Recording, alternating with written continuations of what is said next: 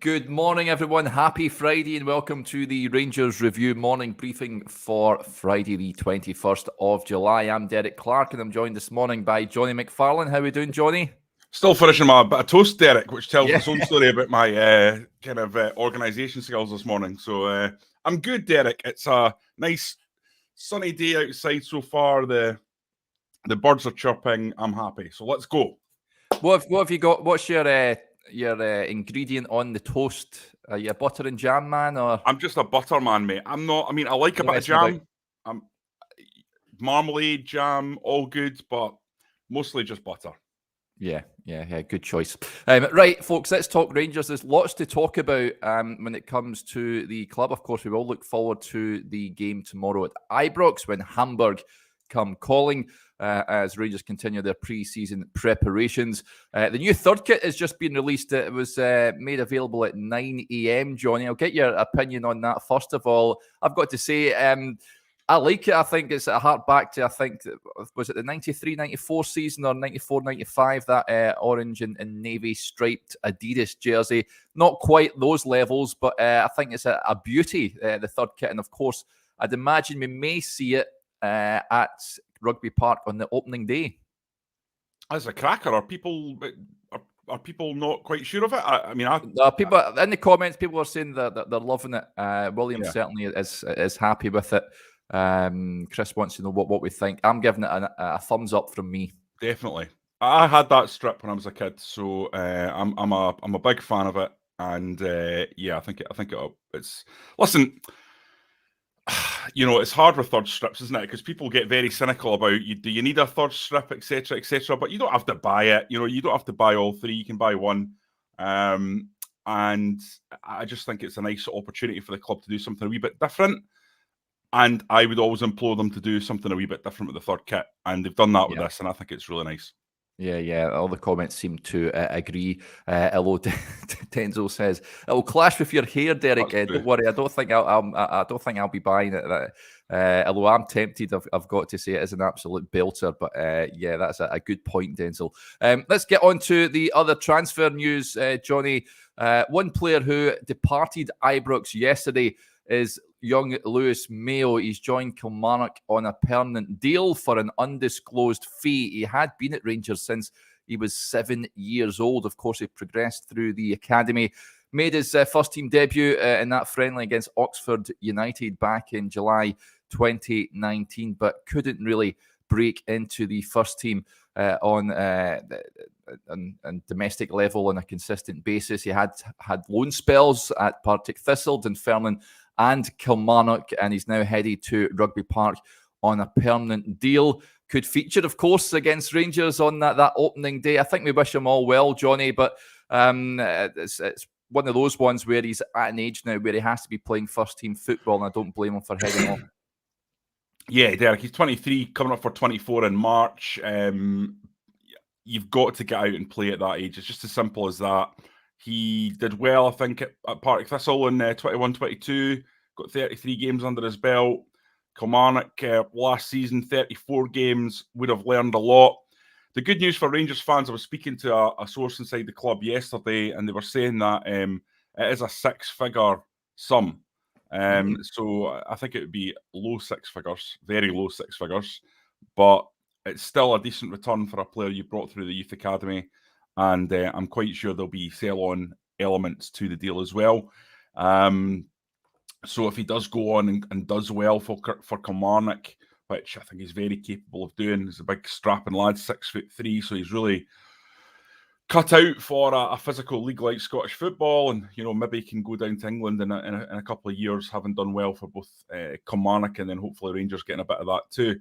I think it's a good move for the lad, and the academy. It doesn't always have to be Nathan Patterson's, Derek. It doesn't have to always be the huge money, but if you're ticking along over with transfers like this that can just bring in a little bit here and a little bit there, it all adds up over the long term. There's just not been quite enough of these kind of deals. Yeah. But I'm sure that's something Rangers are looking to rectify over the years ahead, and I know there's confidence within the building that'll be the case. And I have to say, Derek, you weren't at the game. I know you watched it, but you Feko, Bailey Rice, I thought they both looked really good, and Alex Lowry didn't look out of place at all against Newcastle when they came on. So I think there's an exciting little batch already, and they're very, very young. Bailey Rice, I think, is only 16. Yeah. So the future's bright. Just on that, before we move on, Jonny, you mentioned Lowry, you mentioned Feko, of course, and Bailey Rice. Do you see them having a role to play in the first team squad this season, or are we looking at loans? We had a question yesterday, a good question just on Lowry. I'm of the opinion I would like to see him sent out on loan if he's not going to get upwards of 10 games in the first team this season. Bailey Rice and Feko are a little bit different. They're a bit younger, aren't they? So, well, Bailey Rice certainly is 16 years of age. So, I think it would be useful to have him around training with the first team. But in terms of Lowry, for me, that's going to be a decision for Michael Beale to make. I think I would like to see him sent out on loan, preferably down south or abroad. No, I totally agree with you, but it's got to be the right loan. This is what people really underline when I'm talking to them from the youth setup. You know, I think Rangers need an example of someone who they can use to other players. Look, this is what can happen if you go on loan. Yeah. Because the Charlie Adam example that we would use harken back to his spell at St Mirren when he went away and a boy became a man, came back and made an impact. That's an awful long time ago. Charlie Adam is now retired. So that's the last one that really went like that. I can't even really think of a loan that went spectacularly well. We had Jake Hasty went down to Rotherham, I think, and looked like it was going to go that way after 2 or 3 games. I think he got a goal in every game, and then it just completely collapsed. So apart from that, I can't even think of someone really going and making an impact over a short spell. There will probably be someone that I'm not thinking of, but certainly within the building at Rangers Youth Academy, they say, you know, what we could do with is a youth player who goes on loan and showcases that as one of the pathways for development. Because at the moment, you know, if you're trying to tell a young talented kid you should go on loan, they'll look at it and go, well, it's been a graveyard for players who have gone on loan and then haven't really come back and been the Rangers players that we would expect them to be or whatever. So I think Alex Lowry, if you pick the right team, you pick a ball-dominant team in a ball-dominant league, a more technically orientated league, then I think he can make a big impact. I'd love to see him go to Italy or Holland and play in a league where there's a little bit less brutality and a little bit more time on the ball. I don't think he'll be going to Italy, but that's player if that's the case. Yeah, I doubt he'll be going to Italy, but it's even Serie B or something might. That's what I mean. I'm not saying he's going to AC Milan. Just on players that have went out on loan and came back, Alan says McGregor. Of course, he was at St Johnstone and Dunfermline. Although that was an interesting one. He came back and he was a bit disillusioned. And of course, Paul Le Guen came in and brought Lionel Letizia, and we all know what happened there. We've got the late great Billy Thompson to thank in terms of persuading Paul to pitch Alan back in, and the rest is history, as they say. So, that is a good example, but they are few and far between of players that go out on loan, impress, come back and hit the ground running at Rangers. But Alex Lowry certainly is one to keep an eye on. Rangers Journal says, we would love Rangers to get an affiliation with a Dutch second division side and get players loaned out there. You see teams down south, especially in the Premier League, Jonny, that have got affiliations with clubs abroad. I think Chelsea had Vitesse Arnhem for a number of years. I'm not too sure if they still do. Leicester have had that with a team in Belgium. I think Leuven, if I'm not mistaken. There's a number of teams, of course, that have that sort of feeder club or affiliation. And I think it's one that perhaps Rangers do have, of course, with Orange County. I'm not sure if there's a team in India, I'm sure as well. But you can't imagine them sending players of the ilk of Lowry, Rice, King and such like over to Lee's climates, but certainly teams in Europe. Do you think that's something that teams like Rangers should be exploring? I think it depends on the player, Derek. There's no doubt now the academy is of a level where it's looking at bespoke plans for players. So every player's different, every human being is different, and they've all had different upbringings, they've all got different qualities, and you need to tailor the development plan for those qualities to get the best out of them. So you look at someone like Alex Lowry, who is just so relaxed on the ball and so gifted with the ball at his feet. So you're going to send him on loan to the Championship. Well, what are you going to get out of that? You know, where it's hustle, bustle, where it's 100 miles an hour, you know, what are you really realistically going to get out of that for Alex Lowry? Now, he could go down there and he could prove that he could deal with that. And I'm not saying there's nothing in that. But the big thing about the Lowland League, for example, where Lowry, by the way, excelled, is, you know, you listen to Mo Ross in that conversation you had with me, many of you watched. He was sort of saying, like, what do you learn as a Rangers player in that kind of hurly-burly environment? Because it's very specific. So you almost, for me, with a loan, you need to try and find a club that can somehow mirror the kind of dominance that Rangers have in most games in the Scottish Premier League. So, for example, could you send one of these players to, say, Alevski Sofia in Bulgaria? Or could you get them to one of the top Dutch sides that aren't, you know, PSV, Feyenoord? Could you get them to someone who's on the upward trajectory in Holland, who's maybe 8th or 9th? I don't know if Lowry's good enough for that, to be honest. But the point I'm trying to make is you want to try and get him in a team where there's a mirror aspect to what Rangers have in terms of being the team that's expected to go out and win the game, has got slightly better players for most of the games. Yeah. And then the onus on him is to create, not to be grafting. You know, you don't want Alex Lowry to end up in the English Championship at a team that's going to be fighting relegation. That doesn't seem to me likely to be something that would propel him forward. No, absolutely not. And the name Levski Sofia still sends shivers down my spine, so we'll move swiftly on from that. Players possibly coming in. There's been an update on Danilo, of course. And folks, if you haven't checked out those that are members to our YouTube channel, I spoke to a Dutch journalist yesterday who covers Feyenoord extensively, and he gave us a bit of a lowdown on Danilo and what we should expect should he pitch up at Ibrox. What I found interesting was he said that he was a player they got for free from Ajax, and he said 6 or 7 million euros. You won't find a better striker for that amount of money, which I thought was quite interesting. By all accounts, reports over in the Netherlands suggest that Rangers have upped the ante in terms of trying to entice him to Ibrox. An improved £5 million offer for the Brazilian striker. Was my understanding Feyenoord, Arne Slot, the manager there, was looking to bring in a replacement. Jimenez, I believe, is, I'm not sure if he's fit at the moment. He's a number one striker, but they're looking to bring in another before they allow him to depart. But certainly he's a player that I know Michael Beale was talking about him in the post-match press conference after the Newcastle game, Jonny. He says he's a player he likes. He referenced him. That tells you that he's a player that Rangers, well, we know that they're interested in bringing to the club. Do you think this could be the start of a bit of movement with regards to him now?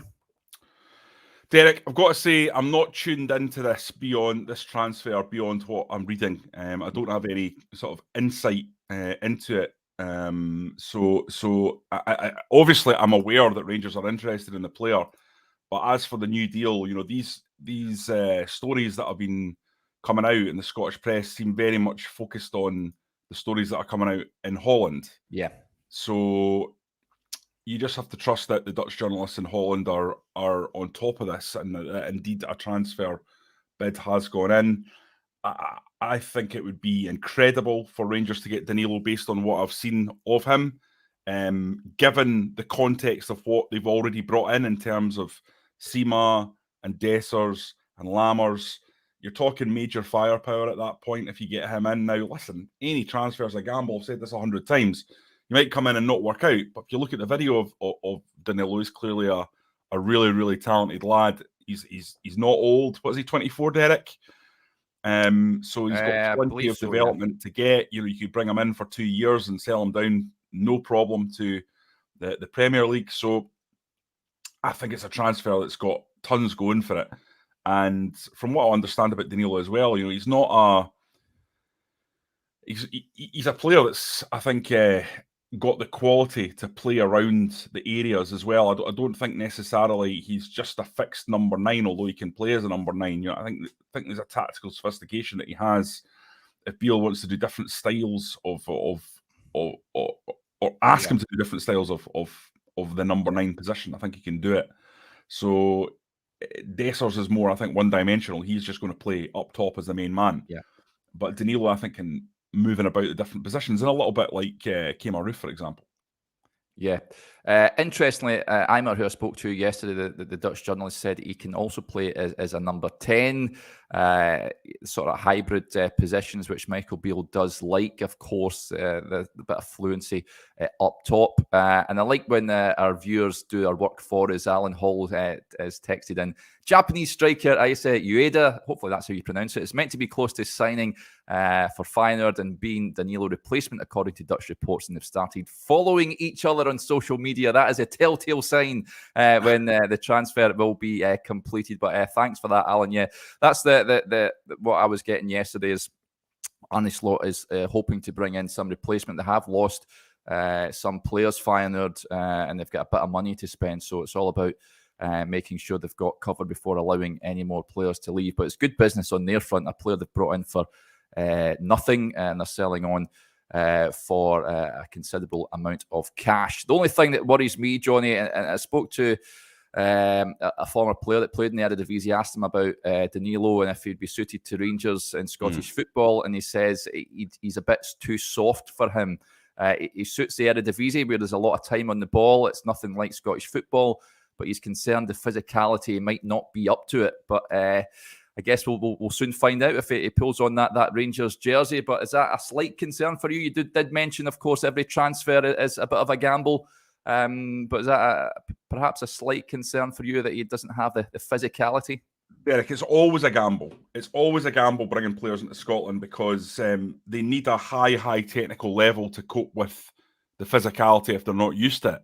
Now, some players get used to it, some players don't.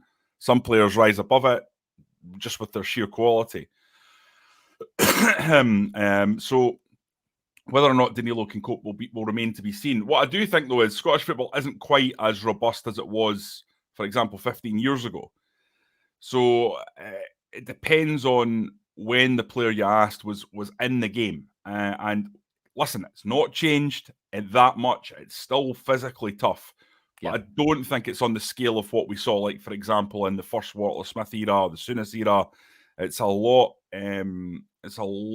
more technical now than it was then, and I think the referees, they're a lot stricter. There's that famous Souness tackle, the Souness reducer that he put in on. In fact, there's a whole load of them.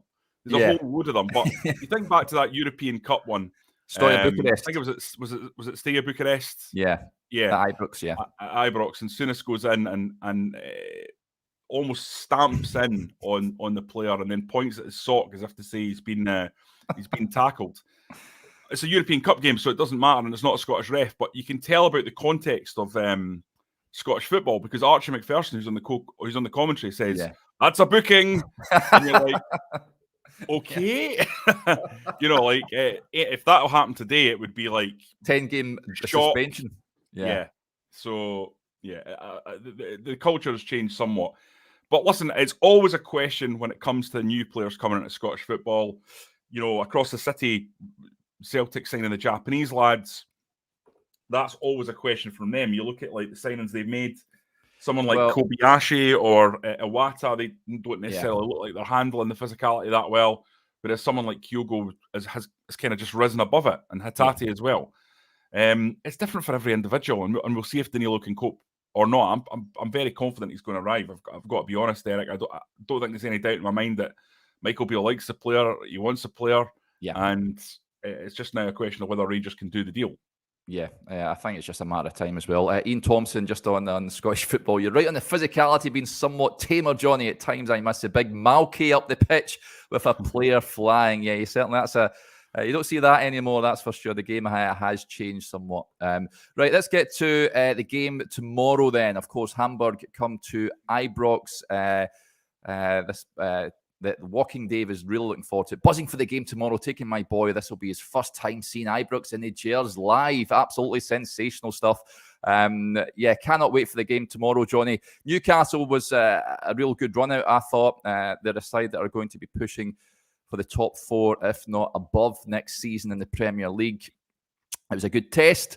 And I think Hamburg, of course, they are in Bundesliga 2. They just missed out on promotion at last gasp promotion last season. It was heartbreaking for them, of course, but I'd imagine Ibrox will be rocking tomorrow. We all know about the relationship between both clubs, and again, it's a game the supporters will be heading along expecting a good Rangers performance, perhaps a step up in terms of performance levels from Rangers, and hopefully get a positive result as well.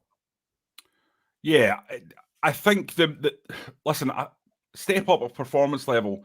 I think if you provide the same level of performance that you gave against Newcastle against Hamburg, it's probably going to be good enough, because it's contextual, isn't it? Newcastle are a top side with really, really good players. I think they've spent 58 million on Tonali, something like that. Yeah. He's a top player. He's the captain AC Milan, and there he was strutting around the pitch for Newcastle at Ibrox. It's tempting to sort of think of Newcastle as kind of like a mid-level EPL team. That's what they've been for the last 15 years. But the reality is they're now owned by a state, and the trajectory of Newcastle is only going one way. They're already in the Champions League, and they're just going to continue to build. So I think they're going to be a major, major player challenging Man City in the years ahead. And it might well be that Liverpool and Manchester United can continue to struggle to match that. And actually, the giants of English football in 10 years' time are going to be Newcastle and Manchester United. And those are the two that are going to be battling, depending on who's in charge in terms of who the manager is. So I thought they were really good. I thought it was obvious they were really good watching the game, especially in the first half. Rangers got a bit of a chasing, but that was a good thing in a way, because it sets you up well for your fitness and for what you're going to face in Champions League qualifiers, and then potentially in the Champions League, but especially Champions League qualifiers. So you go against Hamburg, who are Bundesliga 2 opposition, Derek. They're still in they just missed out on qualification to the promotion, I'm sure. Painfully, I think. I recall. So it's not going to be the same standard, and it gives Rangers like an opportunity to deliver maybe to the same levels of effort, and you hope that the game comes a little easier and the passing comes a little easier, because you're not pressed to the same extent or with the same quality. And the players, when they get the ball in these situations, Newcastle players can really do something with it, whereas Hamburg players won't probably be quite at that technical level. So I'd say it's a good opportunity for a nice win to take you into the next game against Olympiacos, and then you've got Hoffenheim obviously after that at the weekend. So a good program of games, and then we're right back into the stuff that matters, aren't we? It just feels like it's happened so quick, Derek. I know. Propelled back into the season before we know it. You know, it's fantastic. And of course, like for Rangers fans, there's just so much to talk about because there's so many games. You've got the game on Saturday. We've got the game on, was it Wednesday against Olympiacos? I think it is. That's right. Yeah. Then you've got the Rangers Review live event on Friday at Edmiston House, and then you've got the game on Saturday. So there's tons going on. Just on that live event, Derek, just while I'm here, I think it's likely we're going to be able to take people on the door, take tickets on the door if they still seats left, but they're selling pretty fast, and I'm not sure how many seats is going to be left, if any. But if there's any left, then we will allow people to walk up. But anyone who's planning to come to that, I'd advise you to get your tickets, because I think there's only about 30 left now. So cool. Get in quickly and get them. That's good. We had a comment yesterday asking them if you can pay at the door, but I think it's advised that you get them beforehand to avoid any disappointment. Remember, doors open at 6:30, folks, next Friday, a week today. I cannot believe it's came around so quickly. It's myself, Jonny, Joshua, Stevie, and of course Barry Ferguson will be there as well. So it's sure to be a great night. We've got prizes to give away as well. It'll be fantastic. Really looking forward to that. The website link is in the description box as ever, so do go click that and get your tickets. Thanks to everyone, incidentally, for alerting me to someone called Noodles who had infiltrated the chat. He has since been banned, which is unfortunate for him, but there you go. Just something I wanted to ask you about, Jonny, as well. It sort of affects Rangers and the whole of Scottish football. News that broke yesterday about Viaplay. Of course, they sponsored the Scottish League Cup. It's to end its coverage of sport in the UK. Of course, it covers the Scotland national team games, the Scottish League Cup, rugby matches as well. It's understood that the games will still be shown this season, but certainly worrying going forward with this broadcaster. We know we've spoke about TV deals in the past at great length, and whether Scottish football is getting has been sold short, if you like. Is this worrying news, do you reckon, for you, with the announcement yesterday that they're cutting staff and ending their UK coverage of sport? I don't think it's great news, Derek, but I don't think it's too worrying. There's a number of sort of business reasons why, certainly in the short term, Viaplay can't pull out or anything like that. So yeah, it doesn't really change the short term. They're effectively looking for a buyer.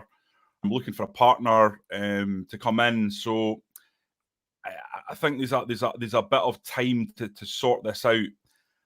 It's a real shame because Viaplay were set to be big players, and I think anyone who has Scotland's best interest at heart would want another player on this scene other than Sky, because Sky on their own just leads to easy deals with Sky, chopping it up, a wee 3% bump every time it comes round, and Scottish football is left as the kind of poor man of Europe when it comes to these deals. The problem with Scottish football rights is there's no competition. There's no competition. It's just Sky. The clubs want to go to Sky because it's a stable broadcaster. They don't want to do deals really with companies like Viaplay because they were burned with Setanta previously, and I completely understand that. Yeah. I think that the SPL have themselves, as Alan Hall's saying in the comments, have to at least look into and investigate the idea of an OTT platform that allows people to sign up and get all the games on their TV. Yeah. That is absolutely what's needed. If you could sign up people at £15 a month, how many people could the SPFL get across all clubs? And at the very least, have that idea out there, investigate it, suggest you're going to go with it. Put the pressure on Sky next time it comes round to the rights. I don't think you're going to get that from Neil Doncaster. No. I think he's just quite happy. He'll get his bonus if he signs it. So, you know, he'll be happy to continue to trouser his £400,000 salary and do very little other than just kind of keep the game ticking over. So, by the way, I should say I don't blame Doncaster for this. You know, this is more of an SFA one, I think, because they've got the Scottish Cup tied up with Viaplay. They've got the Scottish national team games tied up with Viaplay. Although, to be fair, that's from UEFA. It's just the League Cup in terms of the SPFL. So you can understand why a minor competition like that, the third most important competition in Scottish football, would be sold to a company like Viaplay. So I don't think it's fair to criticise the SPFL on that one. But you know, I'm quite certain, if you think about it, Scottish national team's doing very well. I think those rights are extremely likely to be snapped up very quickly. Then it's about the Scottish Cup and the League Cup and who wants them. Would be fabulous to see them on terrestrial TV. Would be fabulous to see the BBC, for example, splash out the level that they even I think a percentage of the level they splash out on English football. Yeah. You know, I think I read recently that they'd paid £219 million for the Premier League over 3 seasons. So what's that? The equivalent of if it's roughly 10% of the population, it would be the equivalent of around 20 million. I don't think they spend that on Scottish football rights, that's for sure. So I think it'd be fabulous if they could get something and return football to free TV and allow people who maybe don't have access to get on it. But we know it's always market forces, and ultimately that will drive everything. Yeah. Even your likes of your Championship, League One and League Two down south as well, have just signed a new deal with Sky. You're going to be competing with teams where you're already competing with teams in the Championship for players now. It's going to come to a point where you'd imagine even League One clubs will be overtaking, especially teams in the Premiership. Rangers and Celtic will be competing with those for players as well, just based on the TV money that's available down south as opposed to here in Scotland as well. So, it's one to keep an eye on, that's for sure. Right, folks, I think we'll wrap it up there. Thanks to everyone for interacting with the show as ever. It is greatly appreciated.